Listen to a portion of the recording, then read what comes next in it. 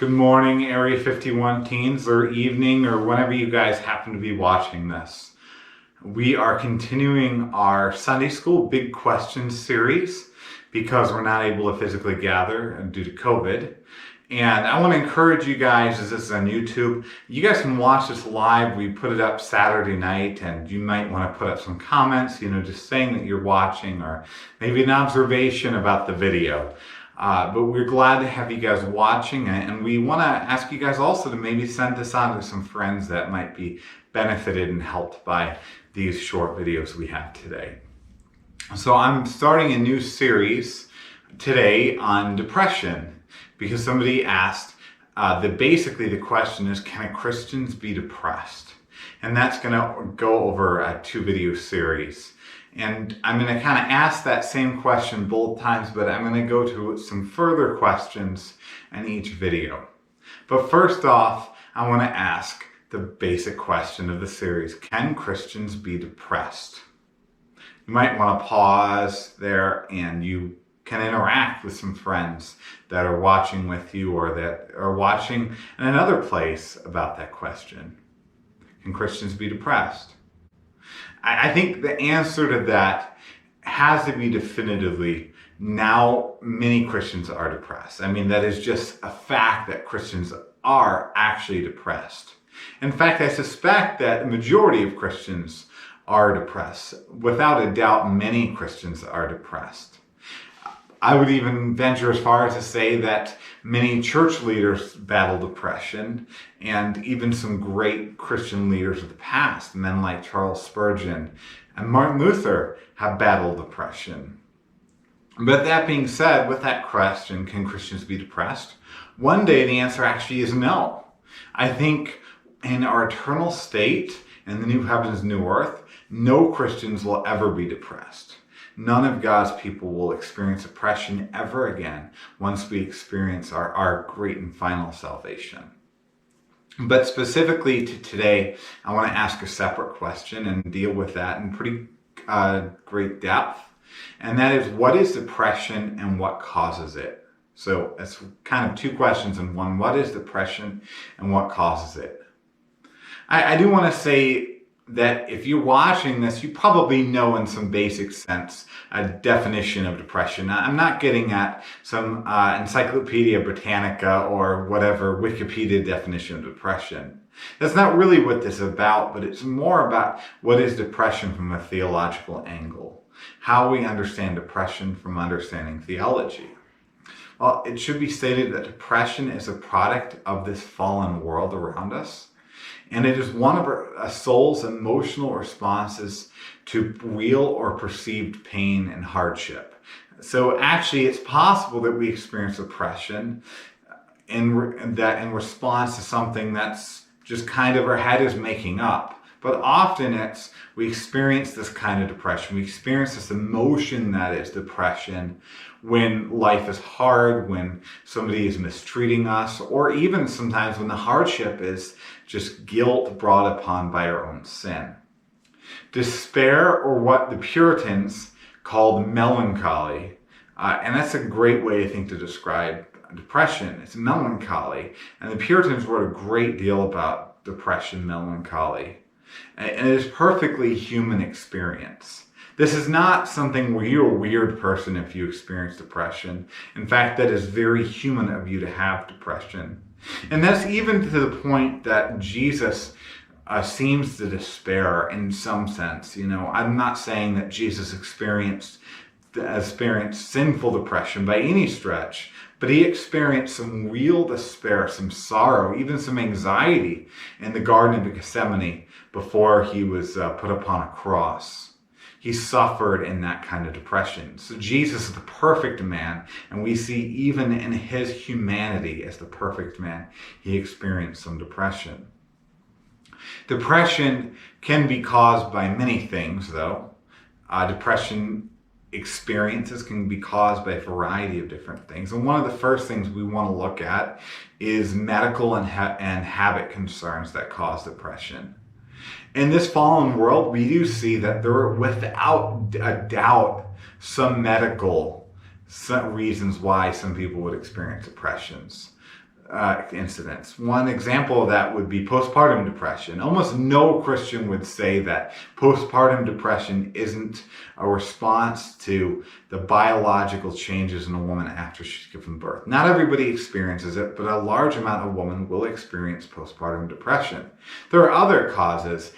Somebody might be getting off drug addiction, and there's some clear biological reasons why those who battle drug addiction might experience depression. There's a variety of things. Even brain injuries can cause temptations or experiences of depression. Beyond that, when we think about the physical causes of depression, we tend to be thinking specifically of, with anxiety and depression, OCD or bipolar disorder or things like that in that range, maybe even seasonal affective disorders. These disorders that are categorized by society that largely come from the past few hundred years. Christians really disagree about whether or not mental health issues are what cause things like depression. And this isn't merely a Christians don't like science thing. Some Christians probably don't like science, but I think the questions of whether or not our physiological, our psychological and psychiatric realities cause depression is kind of a question of a chicken and egg, and a naturalist versus a belief that God has created us.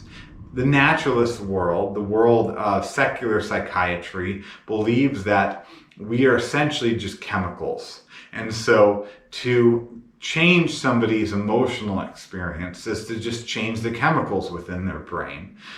We can isolate every kind of choice, every kind of human experience to changing to one chemical. So to change how we experience this world, all we have to do is kind of correct those chemicals. And some of that actually is based upon less quality of science, less quality of medicine than you might experience, for example, and how we respond to headaches or how we handle a broken arm. A lot of how we approach prescribing and diagnosing some of these mental conditions relies far more upon subjective experience. And for this reason, many Christians believe that we see the brain as, instead of what kind of controls us, the chemicals in the brain are more of a reflection of the spiritual state within. It's kind of like what happens on a monitor in that way with a computer. That when you have problems in your computer, it would be foolish to say that I need to get a new monitor that displays these problems. And that's kind of often the biblical counseling, a solution to these issues of depression, response to these depression. Though I think almost all Christian leaders will acknowledge that it's very possible that some of these physical issues might legitimately be a cause of depression. But that's debated, and that's important you understand. But regardless of the case, it's going to lead us to similar conclusions about how we respond to depression. Another physical aspect that can lead to depression, can cause depression, can be some habit things. Like, for example, lack of sleep, without question, contributes to a life of depression. Excessive caffeine consumption can lead to depression. Taking down a bunch of Dr. Peppers or Dr. Bob's in our case in just a few minutes will definitely lead to some depression in an individual. I sometimes drink too much coffee, which could cause depression. Actually, even the media that you consume can cause depression. The friends that you interact with, all of these things that kind of go into our system, into our brains, can be things that cause depression. Even a lack of exercise can be a cause of depression. These basic habit issues can highly influence our emotions because we are humans, because we have a physical body, and God created us with the beauty of the physical body and the limitations of a physical body. But depression can also, I think, have spiritual causes. And I think almost in all cases, even when physical causes exist, there is still a spiritual cause that we can really isolate and that we can deal with as well. So some spiritual causes of depression might be being overwhelmed by injustice or circumstances.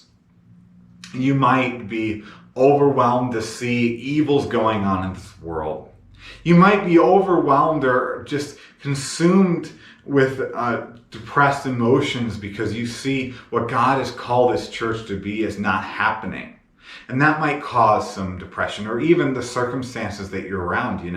It could be the case that you experience depression just because you have so much to do, even in high school, and you just don't know how you're going to do it. You don't know how your physical body can handle this. That is a very much spiritual cause of depression. Another cause might be sin and guilt in your life. Even false guilt over things you really have no need to feel guilty about can cause depression. But we're going to get more into that aspect of it later. It's actually possible with the emotion of depression that you might not know what is the cause at all. There's always a cause, but many people experience depression. They just don't know why. And they may never know why until they're with Jesus one day. But no matter what we experience a depression, we can say in an understanding of depression may be something that is allowed by God as a thorn in your flesh. People, when they're asked why we experience depression, I think sometimes they're wondering why God would allow us to experience depression. And we can't possibly fully understand that because we're not God.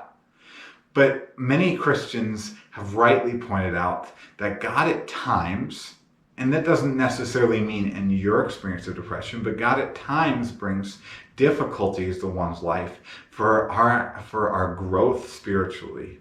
One of the best examples of this in the Bible is the Apostle Paul was given a thorn in his flesh with that really was something that he prayed that God would take from his life, but he always had, that God wanted him to keep having this thorn in his flesh. Some debate what that means. Some people think that Paul literally had a thorn in his flesh, or he had some kind of physical limitations. Some speculate it was Paul had severe eyesight issues or even headaches. More commonly, we'll hear nowadays that Paul probably battled some mental fatigue and strain. He probably has some sort of depression and anxiety. And in light of that, actually, we see the beauty of how God allows us to experience these things, not as a punishment upon us, not as His anger towards us, but out of His very real goodness. I want to kind of close our look at depression today by reading 2 Corinthians 12, verses 7 through 10. So to keep me from becoming conceited because of the surpassing greatness of the revelation, a thorn was given me in the flesh, a messenger of Satan to harass me, to keep me from becoming conceited. 3 times I pleaded with the Lord about this, that it should leave me. But He said to me, my grace is sufficient for you, for my power is made perfect in weakness. Therefore I will boast all the more gladly of my weaknesses, so that the power of Christ may rest upon me. For the sake of Christ, then, I am content with the weaknesses, insults, hardships, persecution, and calamities. For when I am weak, then I am strong.